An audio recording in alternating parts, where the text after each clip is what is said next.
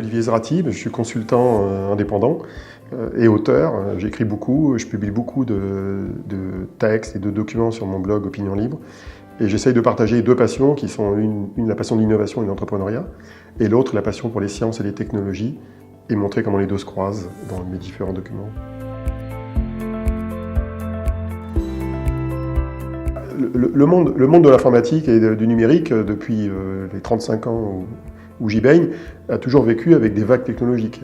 On a eu l'arrivée de l'interface graphique dans les années 80, on a eu l'arrivée du client-serveur au début des années 90, suivi du web, du mobile, des réseaux sociaux, du cloud, des objets connectés. Donc régulièrement, il y a une nouvelle mode qui apparaît et les startups ont besoin de mettre le logo de cette mode dans leur offre.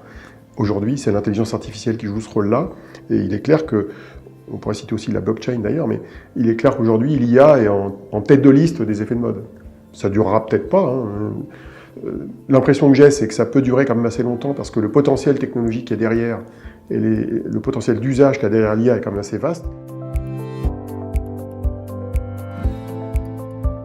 L'IA a ce site paradoxal que plus on rentre dedans, plus on creuse la technique, plus on se rend compte qu'on est ignare sur le sujet, pour plein de raisons.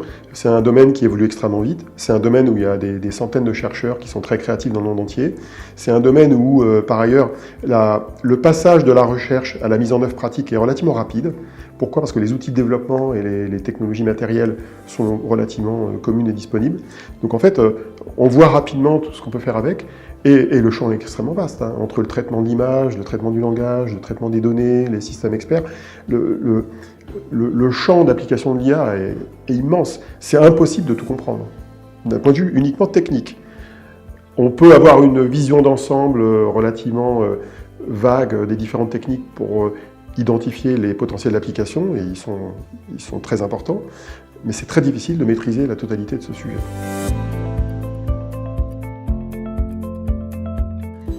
On peut dire que l'IA, c'est une sorte de prolongation de 35 ans de logiciel. Le logiciel dans les entreprises a permis d'être plus productif, plus réactif, d'automatiser un certain nombre de tâches. Donc l'IA, finalement, c'est un petit peu la suite de l'histoire. Ce sont des outils qui vont permettre d'être encore plus efficaces, encore plus autonomes, à un coût relativement modéré, pour automatiser des processus ou les rendre plus intelligents. Alors ça peut réduire les coûts, si on automatise des tâches, ça peut améliorer la relation client, via des chatbots sur des applications mobiles. Ça permet d'être parfois plus créatif. Ça permet aussi, dans certains cas de figure, de créer des solutions qu'on n'aurait pas pu créer avec des technologies traditionnelles. Je pense en particulier au domaine de la santé. Ça peut permettre aussi de rendre des solutions métiers plus largement disponibles qu'elles le sont aujourd'hui. C'est le cas en particulier de la santé, où de très nombreuses solutions qui sont en train d'apparaître sur le marché, alors parfois avec plus ou moins de bonheur, mais dans l'imagerie médicale par exemple, pour interpréter des radios, pour interpréter des fonds de l'œil, pour interpréter tout un tas de captations d'informations génomiques parfois aussi.